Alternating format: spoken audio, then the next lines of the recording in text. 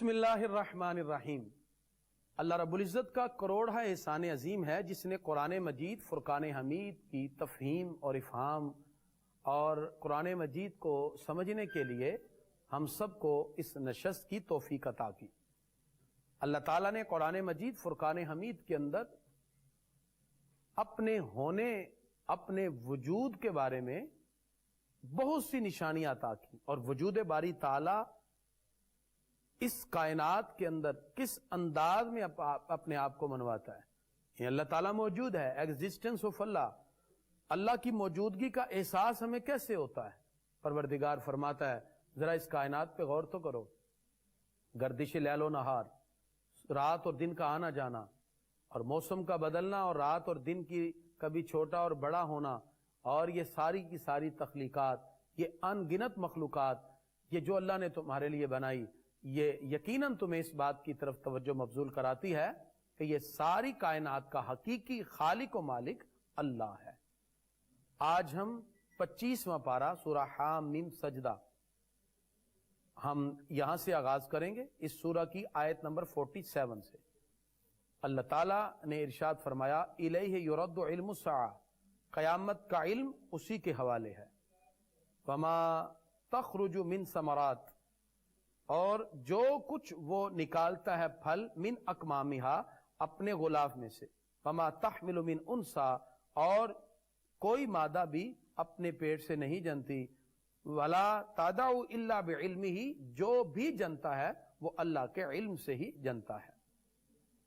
وَيَوْمَ يُنَادِيهِمْ أَيْنَ شُرَكَاء، اللہ فرماتا ہے جس دن انہیں ندا فرمائے گا رب قدوس کہ کہاں ہیں تمہارے شرکا، پھر وہ کہیں گے قالوا آذناک، کہ ہم تجھے کہہ چکے ہیں ما منا من شہید، ہمارا کوئی گواہ نہیں۔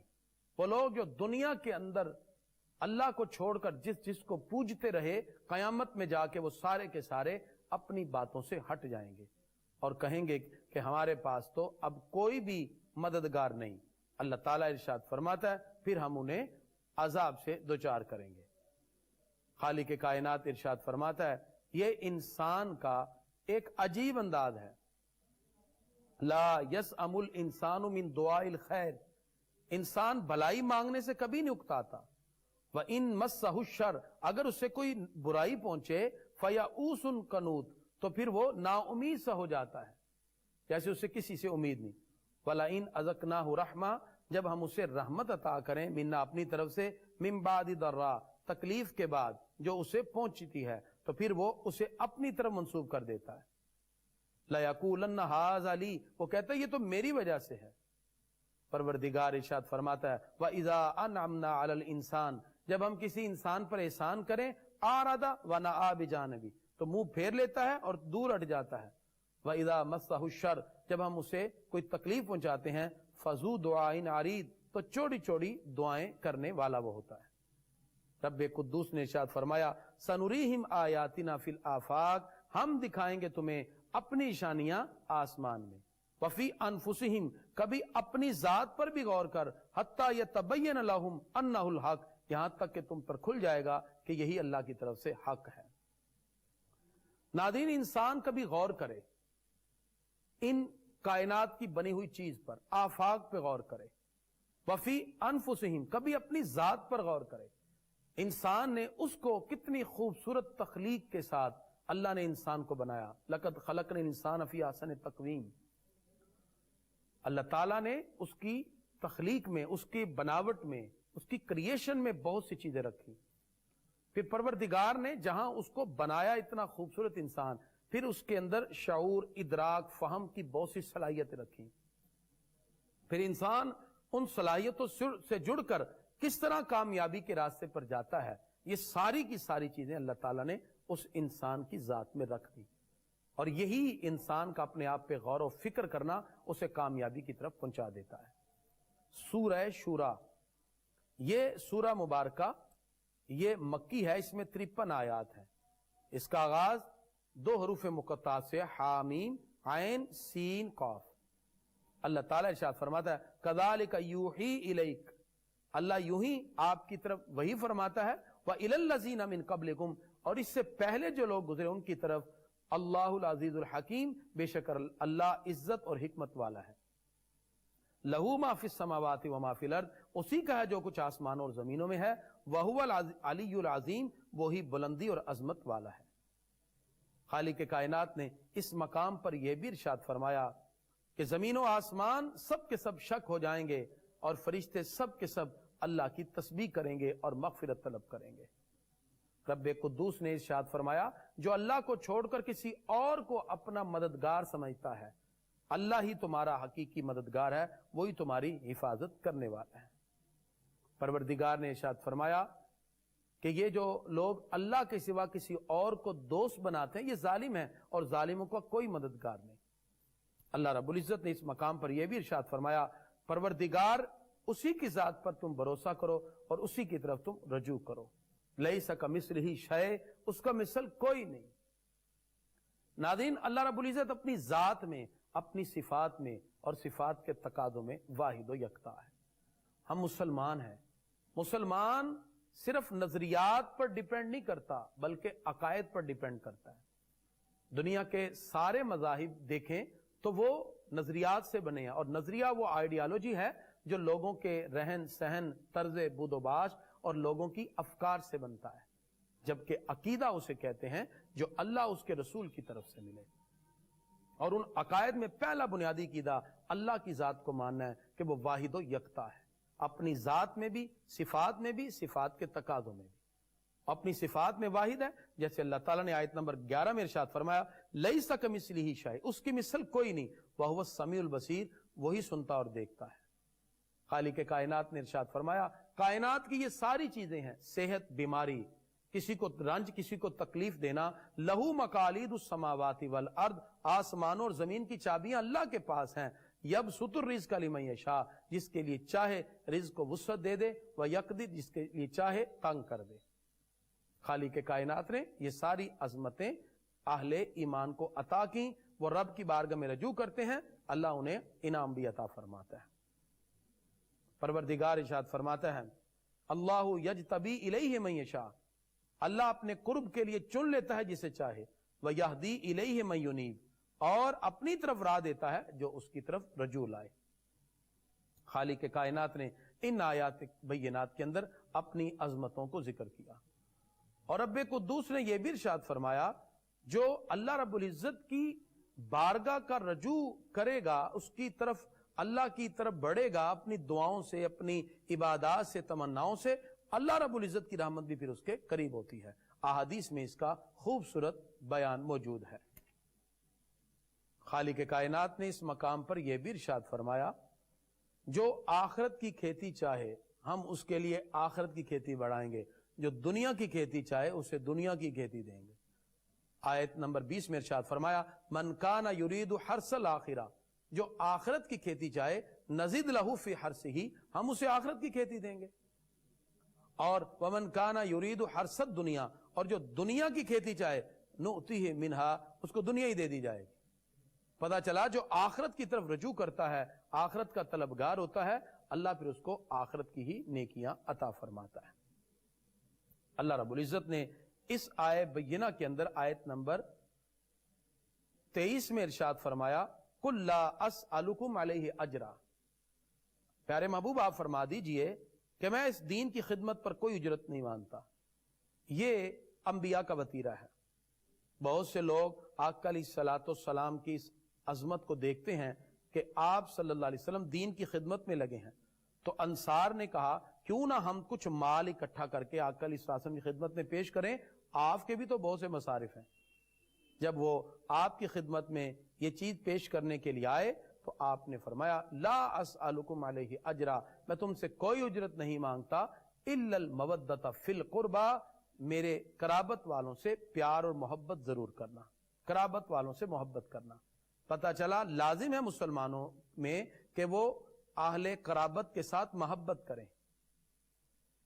اسی طرح بہت سے مقام پر اللہ رب العزت نے اہل قرابت کے ساتھ اس نے سلوک کا حکم دیا۔ لہذا جس طرح آقا علیہ الصلوۃ والسلام سے محبت ضروری ہے، اسی طرح قرابت دار سے بھی محبت ضروری ہے۔ اور نبی کریم صلی اللہ تعالی علیہ وسلم کہ آل پاک کو قرابت دار کہتے ہیں ایک قول کے مطابق۔ اہل قرابت کون ہے؟ اس میں کئی اقوال ہیں۔ بعد نے کہا اس سے مراد 5 تن پاک ہیں، یعنی حضرت مولا علی، حضرت فاطمہ الزہرا اور حسنین کریمین خدا علیہ السلام، یعنی یہ ہستیاں ہیں۔ اور بعد نے کہا اس سے آل علی اور آل عقیل مراد ہے، آل جعفر اور آل عباس بھی اسی میں ہیں۔ اور بعد نے کہا جن پر صدقہ حرام ہے، یعنی بنو ہاشم اور بنو مطلب، اور آقا علیہ الصلوۃ والسلام کی ازواج مطہرات بھی اہل بیت میں داخل ہیں۔ لہذا آقا علیہ الصلوۃ والسلام کی محبت اور حضور صلی اللہ علیہ وسلم کے اقارب کی محبت دین کے فرائض میں سے ہیں۔ اور قرابت دار کون سے ہیں؟ یہ میں نے آپ کے سامنے وہ اصول بتائے جو 1400 سال سے مفسرین نے اپنے کتابوں میں لکھ دیے۔ خالق کائنات نے ارشاد فرمایا رب قدوس دعاؤں کو قبول کرتا ہے ایمان والوں کی اور جنہوں نے نیک اعمال کیے۔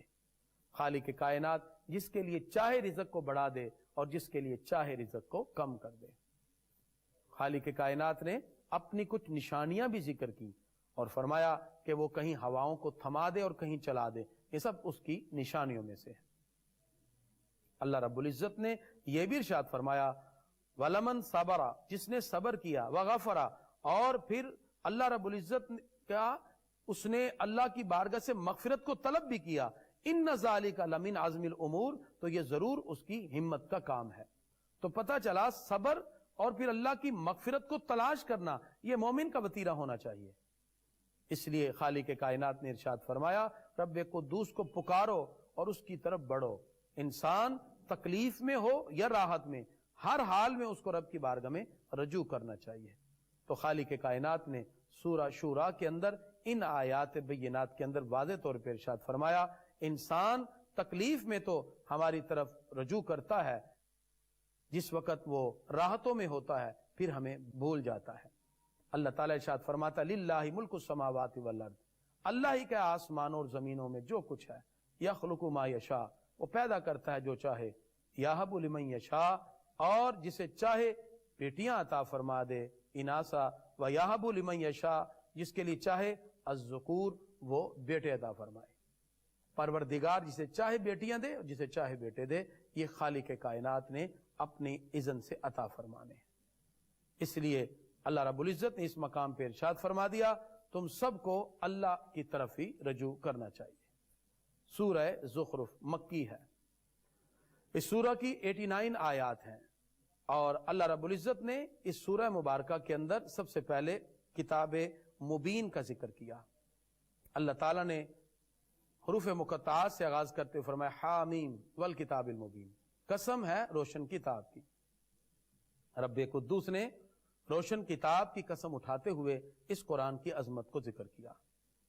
پروردگار ارشاد فرماتا ہے الذی جعل لکم الارض مہدا، جس نے تمہارے لیے زمین کو بچھونا بنایا، وجعل لکم فیہا سبلا، اور اس میں راستے بنائے، لعلکم تہتدون، تاکہ تم ہدایت حاصل کرو، والذی نزل من السماء ماء، جس نے آسمان سے پانی اتارا بقدر، ایک اندازے کے ساتھ، فانشرنا بہ بلدۃ میتا، پروردگار نے اس پانی کی وجہ سے مردہ زمین کو زندہ کر دیا۔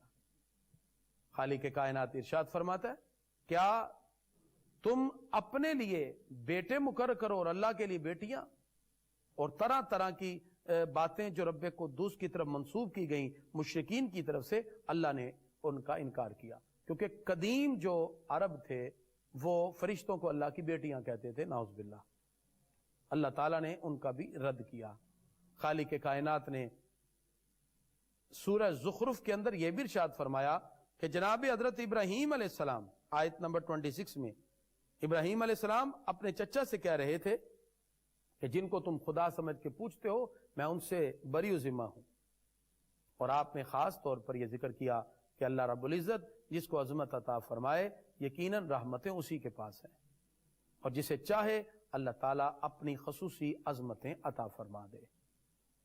اللہ رب العزت نے ان آیات بینات کے اندر یہ بھی ارشاد فرمایا کہ ذرا پوچھئے ان لوگوں سے جو عذاب الہی میں مبتلا ہوئے اور رب قدوس کو چھوڑ کر جنہوں نے اور کو خدا سمجھا اور عبادت کی، اللہ تعالیٰ نے کس طرح ان کو اپنی رحمت سے دور کر دیا۔ خالق کائنات نے اس مقام پر جناب موسیٰ علیہ السلام کا ذکر کیا اور فرعون کے غرق ہونے کا بھی ذکر کیا۔ اللہ رب العزت یہ بھی ارشاد فرماتا ہے کہ ہم نے کس طرح جناب حضرت موسیٰ علیہ السلام کو عظمتیں عطا کی اور عیسیٰ علیہ السلام کو کتنے معجزے عطا کیے۔ جناب حضرت عیسیٰ علیہ السلام کا بھی اس مقام پر ذکر کیا گیا۔ خالق کائنات نے یہ بھی ارشاد فرمایا آیت نمبر 68 میں، یا عباد لا خوف علیکم اليوم، اے میرے بندو آج تم پر کوئی خوف نہیں، ولا انتم تحزنون، اور نہ ہی تم غم میں مبتلا ہوگے۔ اللہ تعالیٰ ارشاد فرماتا ہے کہ اہل ایمان کو کہا جائے گا یہ جنت تمہارے لیے مقرر کر دے گی، اور مجرمین جو ہیں ان کو جہنم کی طرف لٹایا جائے گا۔ اللہ رب العزت نے یہ بھی ارشاد فرمایا سبحان رب السماوات والارض، وہ پاک ہے زمین و آسمان کا رب، رب العرش جو کہ عرش کا رب ہے، اما یصفون اس سے جو تم باتیں بناتے ہو، جس سے تم متصف کرتے ہو۔ خالق کائنات نے اس مقام پر یہ بھی ارشاد فرما دیا وَتَبَارَكَ الَّذِي لَهُ مُلْكُ السَّمَاوَاتِ وَالْأَرْضِ، اور بڑی برکت والا ہے وہ، اسی کی ملکیت میں ہے سلطنت زمین و آسمان کی، وَمَا بَيْنَهُمَا، اور جو اس کے درمیان ہے، وَعِنْدَهُ عِلْمُ السَّاعَةِ، اور قیامت کا علم اسی کے پاس ہے، وَإِلَيْهِ تُرْجَعُونَ، اور تم نے اسی کی طرف پھرنا ہے۔ اللہ تبارک و تعالی نے سورت دخان، سورت کا نمبر 44 ہے اور 25واں پارہ، اس سورت کا آغاز بھی حروف مقطعات سے حامیم سے ہوا، اور اس میں 3 رکوع ہیں۔ اللہ تعالیٰ ارشاد فرماتا ہے والکتاب المبین، قسم ہے اس روشن کتاب کی، انا انزلناہ فی لیلۃ مبارکہ، بے شک ہم نے اسے برکت والی رات میں اتارا، انا کننا منذرین، بے شک ہم ڈر سنانے والے ہیں۔ اس رات سے مراد کیا ہے؟ امام فخر الدین رازی علیہ رحمہ نے تفسیر مفاتیح الغیب، تفسیر کبیر کے اندر، اور اسی طرح تفسیر علامہ علوسی بغدادی رحمۃ اللہ علیہ تفسیر روح المعانی کے اندر ذکر کرتے ہیں کہ اس رات سے مراد شعبان کی 15ویں رات یعنی شب بارات ہے، اور بعد میں اسے شب قدر بھی مراد لیا۔ یعنی قرآن مجید سارے کا سارا لوح محفوظ سے آسمان دنیا کی طرف اتار دیا، اور بعد نے یہ بھی تعویل کی کہ لوح محفوظ سے شب بارات کو سارا قرآن فرشتوں کے نوشتوں میں منتقل ہوا، اور فرشتوں کے نوشتوں سے لیلۃ القدر میں سارا قرآن آسمان دنیا پہ آیا، پھر آسمان دنیا سے زمین پر 23 سال کے عرصہ میں آتا گیا۔ یہ تعویلات مختلف کی گئیں۔ اللہ تعالیٰ فرماتا ہے فیہا یفرق کل امر حکیم، اس رات ہر حکمت والا کام بانٹ دیا جاتا ہے۔ اللہ تعالیٰ نے ان آیے بینہ کے اندر کچھ اپنی قدرتوں کا بھی ذکر کیا، اور خالق کائنات ارشاد فرماتا ہے کہ جب کسی کو ہم عذاب میں مبتلا کر دیں، اللہ کے سوا اس عذاب کو کوئی کھولنے والا نہیں، اور کوئی اللہ پہ بلند نہیں ہو سکتا۔ اس لیے رب قدوس نے ان آیے بینہ کے اندر اپنے عذاب کا بھی ذکر کیا۔ اللہ تعالیٰ ارشاد فرماتا ہے جب ہم نجات دینا چاہیں تو نجات دیتے ہیں، وَلَقَدْ نَجَّيْنَا بَنِي اسرائیل، جب ہم نے بنی اسرائیل کو نجات دی، من العذاب المہین، ذلت والے عذاب سے۔ قبطی اور فرعونی طرح طرح کے عذاب کر ڈالتے تھے بنی اسرائیل پر، اللہ تعالیٰ نے ان کو ان عذاب سے محفوظ کر دیا۔ خالق کائنات نے ان آیات بینات میں یہ بھی ارشاد فرما دیا جو کچھ بھی ہم نے بنایا ہے وہ ناحق نہیں بنایا، ما خلقناہما الا بالحق، ہم نے نہیں بنایا مگر حق کے ساتھ، ولکن اکثرہم لا یعلمون، اکثر جانتے نہیں۔ پتا چلا زمین آسمان کی ہر چیز اللہ نے کسی مقصد کے تحت بنائی، جب انسان اس پہ غور کرتا ہے تو پھر ہی انسان اپنی جبین نیاز کو اللہ کی بارگاہ میں جھکا دیتا ہے۔ پروردگار نے جہنم کے عذاب کا ذکر کیا اور فرمایا کہ تھوڑ کا جو پیڑ ہے، جو درخت جس میں کانٹے لگے ہوتے ہیں، یہ جہنمیوں کو دیا جائے گا کھانے کے لیے، اور ابلتا ہوا پانی اور پیپ جو ان کے گلوں میں اٹک جائے گا، اور کہا جائے گا ذُق انک انت العزیز الکریم، کہ چک اس کو، ہاں اللہ رب العزت ہی بڑی عزت والا اور کرم والا ہے۔ اور یہ اللہ رب العزت ان کو طرح طرح کے عذاب میں مبتلا کرے گا، اور یہ جہنمیوں کے لیے عذاب رب قدوس نے متعین کیا۔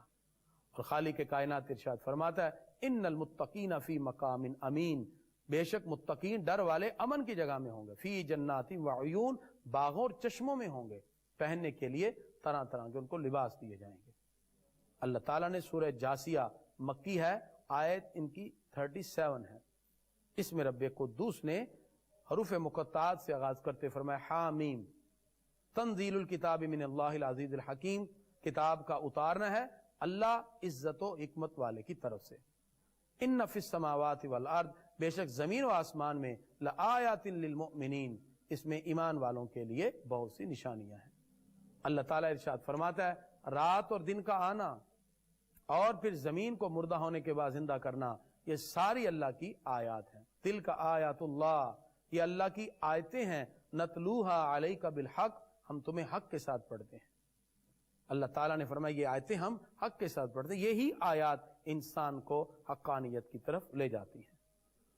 پروردگار ارشاد فرماتا ہے یہ جہاز، یہ کشتیاں جو تم پانی میں چلاتے ہو، یہ بھی اللہ کے حکم سے ہیں۔ وَسَخَّرَ لَكُم مَّا فِي السَّمَاوَاتِ وَمَا فِي الْأَرْضِ جَمِيعًا، اللہ فرماتا ہے زمین و آسمان کی تمام چیزیں ہم نے تمہارے لیے مسخر کر دی۔ ناظرین، تسخیر کیا ہے؟ جب انسان اس کائنات پر غور کرتا ہے تو پھر اس کے اندر ایک تسخیر کا خوبصورت وصف پیدا ہوتا ہے، اور تسخیر کا عمل بندے کی ذات سے شروع ہوتا ہے۔ یعنی انسان پہلے اپنے 4، 5، 6 فٹ کے قد کو مسخر کرے تو پھر کائنات کی وسعتیں اس کے سامنے مسخر ہو جاتی ہیں۔ انسان کے باطن کے اندر جتنی چیزیں ہیں، وہ نفس امارہ ہو، وہ نفس لوامہ ہو یا ملہمہ ہو، ان تمام کو یکجا کرتے ہوئے نفس مطمئنہ کی مسند پہ فائز ہو جائے۔ جب ان تمام تسخیر کے مراحل سے گزر جائے تو پھر پروردگار کی طرف سے انعامات بھی اس بندے کے لیے متعین ہو جاتے ہیں، اور اللہ تعالیٰ پھر اس کو وہ اعلیٰ درجہ عطا فرماتا ہے کہ پھر وہ فرش زمین پہ بیٹھ کر اعلیٰ سے اعلیٰ مخلوقات کا بھی اپنی آنکھوں سے نظارہ کرتا ہے۔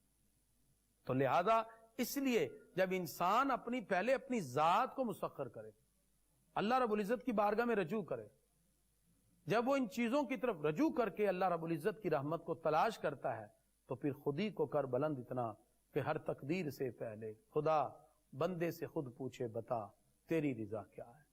پھر انسان اس درجے پر پہنچتا ہے کہ رب قدوس کی خصوصی رحمتیں اس کی طرف متوجہ ہو جاتی ہیں۔ لہذا ہمیں چاہیے کہ ہم اپنی خواہشات پر اللہ اور اس کے رسول کے حکم کو مقدم کریں، پھر دیکھیں کیسے کامیابیاں انسان کی طرف آتی ہیں۔ اللہ تعالیٰ ارشاد فرماتا ہے ثم جعلناک علی شریعۃ من الامر، پھر ہم نے اس کام کے لیے عمدہ راستے پر تمہیں چلایا، وہ شریعت ہے، فاتبعھا، اس پر چلو، ولا تتبع اہواء الذین لا یعلمون، اور ان لوگوں کے خواہشات کے مطابق نہ چلو جو کچھ جانتے نہیں ہیں۔ آیت نمبر 18 میں اللہ نے ذکر کیا۔ خالق کائنات نے ان آیت بینہ کے اندر اپنی تخلیق کا بھی ذکر کیا۔ وَخَلَقَ اللَّهُ السَّمَاوَاتِ وَالْأَرْضِ، اللہ ہے جس نے آسمان اور زمین کو بنایا، بالحق، حق کے ساتھ۔ پروردگار نے آیت نمبر 22 اور 23 کے اندر جو مضمون ذکر کیا، اس میں پروردگار نے انسان کی توجہ ایک امر کی طرف مبذول کرائی۔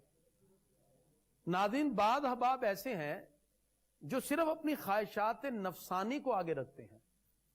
اگرچہ انسان کو اللہ نے شعور کی دولت عطا کی، وہ اللہ کی عطا سے، لیکن وہ جتنا بھی شعور، ادراک، فہم رکھنے والا ہو، وہ جتنا بھی مدبر ہو، وہ اللہ کی حکمتوں کے سامنے کچھ بھی نہیں رکھتا۔ ہماری بصیرت اور اللہ کی حکمت میں زمین و آسمان سے بھی زیادہ فرق ہے۔ اس لیے انسان اللہ کی عطا کردہ اس سوچ سے پروردگار کی ہی چیزوں کا انکار نہ کرے۔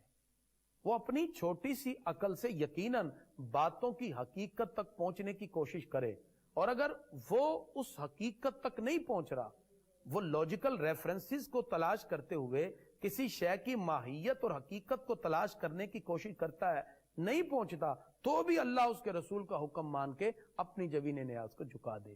یہ ہے سب سے بڑی کامیابی۔ جتنے بھی اسلامک ریسرچ میتھڈالوجی اور ویسٹرن ریسرچ میتھڈالوجی کے پیراڈائم ہے، یہی بنیادی اختلاف ہے۔ ویسٹرن ریسرچ کا آغاز ہی عقل سے ہوتا ہے اور وہ تمام چیزوں کو عقلیات پہ پرکھتے ہیں، اور اسلامک ریسرچ آف میتھڈالوجی کا آغاز قرآن و سنت سے ہے۔ جو چیز عقل میں نہ بھی ہے ہم اس کو تسلیم کرتے ہیں، اور جس وقت انسان ان اپروچز کو دیکھتا ہے جو قرآن و سنت کی ہیں تو پھر کامیابیاں اس وقت نصیب ہوتی ہیں۔ لیکن یہ چیزیں دلائل سے سمجھی جا سکتی ہیں، ان کے پیچھے بہت سی حکمتیں کار فرما ہیں، لیکن اگر کسی شے کی حکمت کا انسان اندازہ نہ بھی لگا سکے تو بھی اللہ کا حکم سمجھ کے مانے۔ پروردگار نے ارشاد فرمایا افرائیت من اتخذ الہہ ہوا، بھلا اس کو دیکھو تو جس نے اپنی خواہش کو ہی اپنا خدا بنا لیا۔ یعنی بعد اب آپ کہتے ہیں کہ جو چیز میری سمجھ میں آئے گی وہ تو میں مانوں گا، جو میری سمجھ میں نہیں آ رہی میں کیسے مانوں؟ تو فرمایا تم اللہ کو پھر نہیں مان رہے بلکہ تم نے تو اپنی خواہش کو اپنا خدا مانا ہوا ہے، کیونکہ انسان کی سمجھ یا سوچ تو چھوٹی سی ہے۔ انسان جتنا بھی ذہین ہو وہ 10% عقل یوز کر لے گا، 12%، 13% سے زیادہ تو نہیں نا کوئی گیا۔ انسان کی جو چھوٹی سی عقل ہے وہ تو اتنی یوز ہوتی ہے ساری لائف میں، لیکن اللہ رب العزت نے جو کچھ انسان کو عطا کیا اپنی حکمتوں سے، وہ اس چھوٹی سی عقل سے بہت آگے ہے۔ عقل کے بعد انسان کو تعقل ملتا ہے، تعقل کے بعد وجدان ہے، وجدان کے بعد الہام ہے، الہام کے بعد پروردگار اپنے پیارے نبیوں کو وحی کی صورت میں علم عطا فرماتا ہے۔ تو لہذا الکان ہو، فراست ہو، یہ بھی تو سارے ریسورس آف نالج ہیں جو کہ ان کتابوں سے ہٹ کر اللہ کی طرف سے ملتے ہیں۔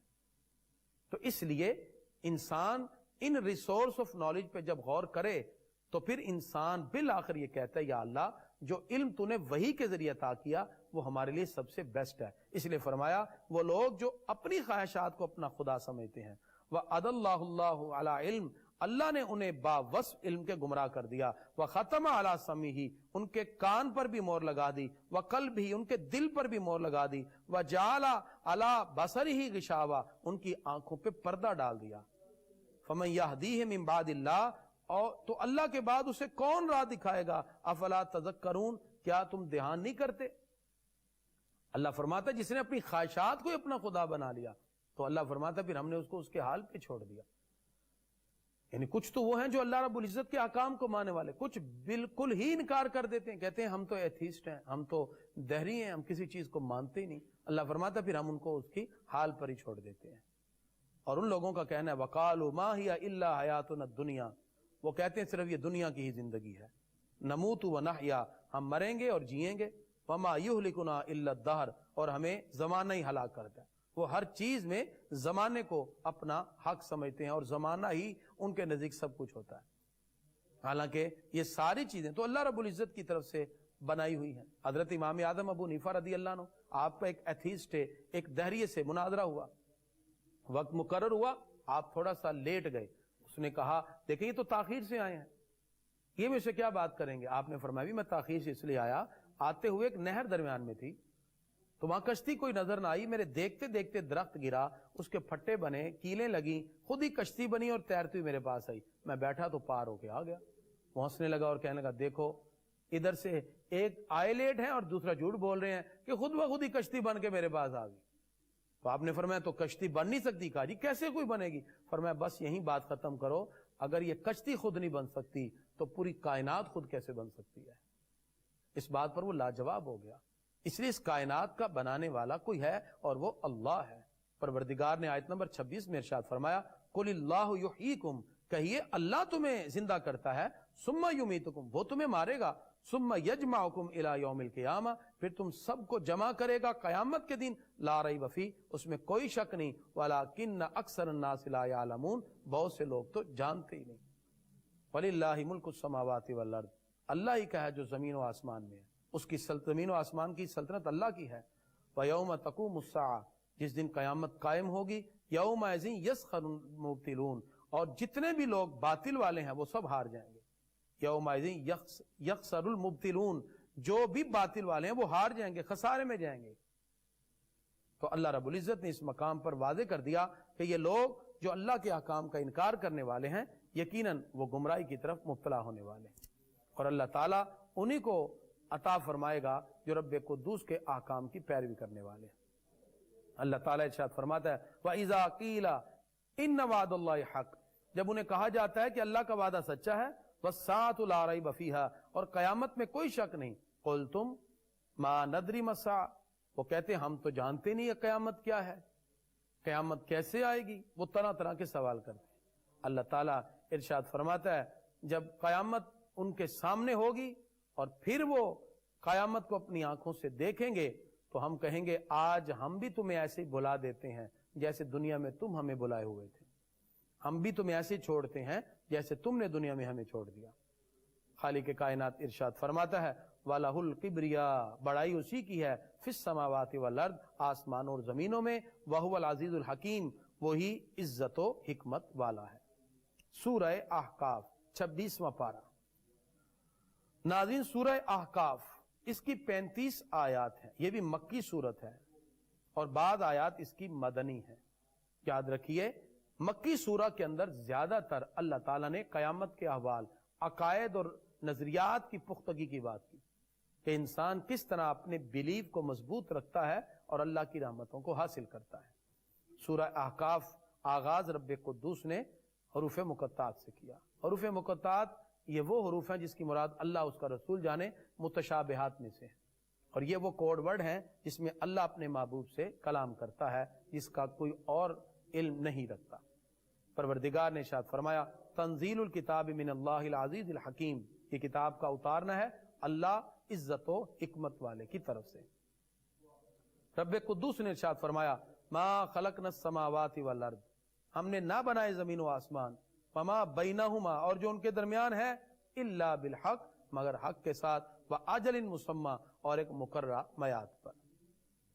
خالق کائنات ارشاد فرماتا ہے قل ارائیتم ما تدعون من دون اللہ، تم فرماؤ بلا یہ تو بتاؤ تم اللہ کے سوا جس کو پوجتے ہو، ارونی مجھے دکھاؤ، ماذا خلقوا من الارض، انہوں نے زمین میں بنایا کیا ہے، ام لہم شرک فی السماوات، یا ان کا کوئی زمین پر حصہ ہے۔ اللہ تعالیٰ فرماتا ہے انہوں نے کچھ بھی نہیں بنایا، یہ زمین پر کچھ بھی نہیں بنا سکتے۔ اللہ فرماتا ہے آیت نمبر 7 میں وَإِذَا تُتْلَى عَلَيْهِمْ آيَاتُنَا، جب ان پر ہماری آیتیں پڑھی جائیں، بینات، جو بالکل واضح ہیں، قَالَ الَّذِينَ كَفَرُوا، تو پھر وہ جو کافر ہیں وہ کہتے ہیں اپنے پاس سے کہ وہ حق پر ہیں۔ اور جس وقت اللہ رب العزت فرماتا ہے قَالَ الَّذِينَ كَفَرُوا لِلْحَقِّ، تو کافر اپنے پاس آئے ہوئے حق کو دیکھ کے کہیں گے لما جاہم، جب ان کے پاس آئے گا، ھذا سحر مبین، یہ کھلا جادو ہے۔ خالق کائنات ارشاد فرماتا ہے ہم بتا دیں گے کہ رب قدوس کس طرح اپنی عظمتوں کو اس مقام پر واضح کرنے والا ہے۔ اللہ رب العزت نے اس مقام پر واضح کر دیا، رب قدوس کی رحمتوں سے تم جتنا مستفید ہوتے ہو، اللہ تعالیٰ اپنی رحمتوں سے اتنا ہی تمہیں عطا بھی فرماتا ہے۔ ناظرین یہ وہ آیات بینات ہیں جس میں رب قدوس نے واضح کیا کہ یہ کوئی انوکھے رسول تو نہیں ہے، اس سے پہلے بھی تو رسول آئے، اور وہ رسول جو اللہ کا پیغام، اللہ رب العزت کا پیغام اپنی اپنی امتوں کی طرف پہنچاتے رہے۔ خالق کائنات نے ارشاد فرمایا وقال الذین کفروا للذین آمنوا، کافروں نے مسلمانوں سے کہا لو کان خیرا ما سبقونا الیہ، اور اگر اس میں کچھ بلائی ہوتی تو ہم سے آگے اس تک نہ پہنچ جاتے۔ یعنی وہ طرح طرح کی باتیں بنا کے یہ کہتے ہیں کہ اگر یہ بلائی ہوتی تو ہم تک نہ پہنچتے۔ اللہ تعالیٰ ارشاد فرماتا ہے ان الذین قالوا ربنا اللہ، وہ لوگ جنہوں نے کہا اللہ ہمارا رب ہے، ثم استقاموا، پھر اس پر ثابت قدم رہے، فلا خوف علیہم ولا هم یحزنون، انہیں کوئی خوف نہیں، کوئی غم نہیں، اولئک اصحاب الجنہ، یہی جنت والے ہیں، خالدین فیہا، ہمیشہ اس میں رہیں گے، جزاء بما کانوا یعملون، یہ بدلہ ہے ان کے اعمال کا۔ اللہ تعالیٰ ارشاد فرماتا ہے وَوَصَّيْنَا الْإِنسَانَ، ہم نے انسان کو حکم دیا بِوَالِدَيْهِ احسانا، اپنے ماں باپ کے ساتھ احسان کرو۔ اس سے پتہ چلا حقوق العباد کی تکمیل کرتے ہوئے انسان کو جہاں تک ہونا ہو، انسان والدین کے ساتھ خوش اسلوبی سے پیش آئے، بلائی سے پیش آئے، اور اس میں ماں کا درجہ زیادہ ہے۔ پروردگار ارشاد فرماتا ہے حملتہ امہ کرہا، اس کی ماں نے اس کو تکلیف سے پیٹ میں رکھا، ووضعتہ کرہا، اور سختی اور تکلیف کے ساتھ اس کو جنا، وحملہ وفصالہ 30 شہرا، اسے اٹھائی پھرنا اور دودھ چھڑانا 30 مہینے میں ہے۔ اس سے یہ استدلال امام اعظم ابو حنیفہ علیہ رحمہ نے بھی کیا، اور پتہ چلا مدت حمل کم سے کم 6 ماہ ہے اور دودھ چھڑانے کی مدت 2 سال۔ اس سے مختلف ائمہ نے استدلال کیا، لہذا باقی بعض احباب نے دودھ کی مدت 2 سال بیان کی اور بعض نے 2.5 سال بھی اس کی بیان کی۔ اس کی تفاصیل دیگر کتابوں میں موجود ہے۔ اللہ تعالیٰ ارشاد فرماتا ہے اے انسان جب تیری پیدائش ہوئی حتی اذا بالغ اشدہ، جب ہم نے پختگی کی عمر کو پہنچایا، وبالغ 40 سنہ، تو پھر 40 برس کا ہوا، اور پھر اس نے اللہ رب العزت کی نعمتوں سے استفادہ کیا، اور خالق کائنات ارشاد فرماتا ہے کہ ہم اسی طرح نیکی کرنے والوں کو عظمت بھی عطا فرماتے ہیں۔ رب قدوس نے ارشاد فرمایا ہم نے یہ بھی حکم دیا کہ ماں باپ کو اف بھی نہ کرو، والذی قال لوالدیہ اف لکما، ماں باپ سے جب اف کہا تو اللہ تعالیٰ ارشاد فرماتا ہے کہ پھر کس طرح وہ رب کی رحمتوں کا متلاشی رہتا ہے۔ ان وعد اللہ حق، اللہ کا وعدہ سچا ہے۔ رب قدوس نے ان آیات بینات میں یہ بھی ارشاد فرمایا کہ کافروں پر آگ پیش کی جائے گی، اور یہ وہ لوگ ہوں گے جنہوں نے کفر کی راہ کو اپنایا اور اللہ کی رحمتوں سے دور ہوئے۔ پروردگار ارشاد فرماتا ہے آج ان کو ذلت کے عذاب سے دوچار کیا جائے گا، بما کنتم تفسقون، یہ بدلہ ہے تفسقون، جو وہ حکم عدولی کرتے رہے، فسق کو اختیار کرتے رہے، لہذا پروردگار نے فاسقوں کو تفسقون کے صیغے سے یہاں ذکر کیا۔ اللہ رب العزت نے قوم عاد کا ذکر کیا، اور رب قدوس نے ارشاد فرمایا وہ سرزمین احکام کے اندر موجود تھے، اور وہ لوگ جو اللہ رب العزت کی رحمت سے دور تھے، اور رب قدوس نے اپنی رحمت کے صدقے ان لوگوں کو بچا لیا جنہوں نے اللہ کے حکم کو مانا، باقی سب کو تباہ و برباد کر دیا۔ اللہ تعالیٰ ارشاد فرماتا ہے ہم نے بہت سا ٹھہراؤ دیا زمین پر ان لوگوں کو جو اللہ کی رحمتوں کو تسلیم کرنے والے ہیں۔ ناظرین سے پتہ چلا کہ انسان کو اللہ رب العزت کی رحمت سے استفادہ کرنا چاہیے، اس کی رحمتیں بے پناہ ہیں۔ انسان اگرچہ غفلت کی زندگی گزار رہا ہے، لیکن اس کو غفلت سے اللہ کی رحمت کی طرف ضرور بڑھنا چاہیے، اور رب قدوس کی رحمتیں بے پناہ ہیں۔ قرآن مجید فرقان حمید کی جو آیات بینات ہیں، ان میں خاص طور پر جو احکام اللہ رب العزت نے اس انداز میں ہمیں عطا کیے جس کا تعلق انسان کی پرسنل لائف سے ہے، اس میں اللہ تعالیٰ انفرادی اور اجتماعی زندگی کے تصورات میں اپنے تعلقات کو بھی مضبوط کرنے، انفرادی طور پر اپنے آپ کو بھی ایک اچھے انسان کے قالب میں ڈالنے کا حکم دیتا ہے۔ انسان کی فکر، اس کی سوچ خوبصورت ہو جاتی ہے جب وہ خود اپنی ذات کے اندر ایک خوبصورت انسان کو بنا لیتا ہے، اور اس کی ذات سے جڑے ہوئے ہر وہ کام جو اس کو اچھائی کی طرف لے جائیں، یہ اس کا ایک خوبصورت وتیرہ ہوتا ہے۔ لہذا انسان کو اپنی ذات کا بھی محاسبہ کرنا چاہیے۔ سیلف اکاؤنٹیبلٹی سے انسان کے اندر ایک انسانی اعتبار سے وہ خوبصورت تصورات کی جھلکتی ہوئی تصویر دکھائی دیتی ہے جس سے وہ برائیوں کے راستے سے بچ کر اللہ رب العزت کے حکم کی طرف بڑھنا شروع ہو جاتا ہے۔ اور اگر انسان ان برائیوں کے راستوں کی طرف لگا رہے تو پھر گناہوں کا بوجھ اتنا اس کے سر پہ آ جاتا ہے، پھر اس کو ہدایت کا راستہ ملنا مشکل ہو جاتا ہے۔ تو اس لیے پھر جب انسان برائیوں کی طرف آتا ہے، پھر اس کو اس کی برائی کی وجہ سے کہیں نہ کہیں اس کا نقصان ضرور اٹھانا پڑتا ہے، یا تو مکافات کے عمل کی بنیاد پر۔ مکافات عمل کیا ہیں؟ انسان نے کسی سے برائی کی، بدلے میں اس سے بھی تکلیف پہنچے گی، یا پھر اللہ کی رحمت تو اس سے ملنی ہے، اور رب کی رحمت انہی کے لیے ہے جو خالق کائنات کے احکام کو دل سے تسلیم کرنے والے ہیں۔ لہذا انسان کو چاہیے کہ جہاں تک ہو سکے رب قدوس کے احکام کو سینے سے لگائے۔ قرآن مجید فرقان حمید کی آیات بینات کو اگر ہم ٹوٹلی دیکھیں تو کچھ آیات احکام سے متعلق ہیں جس کے اندر امر اور نواہی کا حکم ہے۔ اللہ نے حکم دیا یہ کام کریں، نواہی اس سے بچیں۔ اور کچھ احکام وہ ہیں جس میں اللہ رب العزت نے پہلی قوموں کا تذکرہ کیا ہماری ہدایت کے لیے، بعد میں اللہ نے اپنے انعامات ذکر کیے، اور بعد میں موت اور مرنے کے بعد ذکر۔ خاص طور پہ اللہ تعالیٰ نے کچھ آیتوں میں ان لوگوں کو مخاطب کیا جو گمراہی کی راہوں پہ چلنے والے تھے، جن میں مشرکین بھی ہیں، منافقین بھی ہیں، یہودی بھی ہیں اور عیسائی بھی۔ ان چاروں کو پروردگار نے درجہ بدرجہ آیات بینات کے اندر ان کی اصلاح کا حکم ارشاد فرمایا۔ خالق کائنات ارشاد فرماتا ہے وَلَقَدْ أَهْلَكْنَا مَا حَوْلَكُمْ مِنَ الْقُرَىٰ، بے شک ہم نے ہلاک کر دی تمہارے آس پاس کی بستیاں، وَصَرَّفْنَا الْآيَاتِ لَعَلَّهُمْ يَرْجِعُونَ، اور طرح طرح کی نشانیاں وہ لائے اور ہم نے وہ نشانیاں بھی دیں شاید کہ وہ پلٹ کے آ جائیں۔ اللہ تعالیٰ ارشاد فرماتا ہے اگر اللہ کی مدد نہ ہوتی تو پھر وہ رب قدوس کی بارگاہ سے دور ہونے کی وجہ سے کبھی بھی حق کی راہوں کی طرف نہ آتے۔ رب قدوس نے جنات کا بھی اس مقام پر ذکر کیا۔ ناظرین، جس طرح مسلمان انسان ہیں ایسے جنات بھی مسلمان ہیں، اور وہ جنہوں نے آقا علیہ الصلوۃ والسلام کی بارگاہ میں حاضر ہو کر اسلام قبول کیا۔ پروردگار نے آیت نمبر 29 میں ارشاد فرمایا وَإِذْ صَرَفْنَا إِلَيْكَ نَفْرًا مِّنَ الْجِنِّ، جب ہم نے تمہاری طرف کئی جن پھیرے يَسْتَمِعُونَ الْقُرْآنَ، وہ کان لگا کر قرآن سنتے ہیں۔ فَلَمَّا حَضَرُوا، اور جس وقت وہ حاضر ہوئے، قَالُوا أَنصِتُوا، بولے خاموش رہو۔ فَلَمَّا قُضِيَ وَلَّوْا إِلَىٰ قَوْمِهِمْ مُنذِرِينَ، اور جب اپنے قوم کی طرف لوٹتے ہیں تو پھر وہ سناتے ہوئے پلٹے۔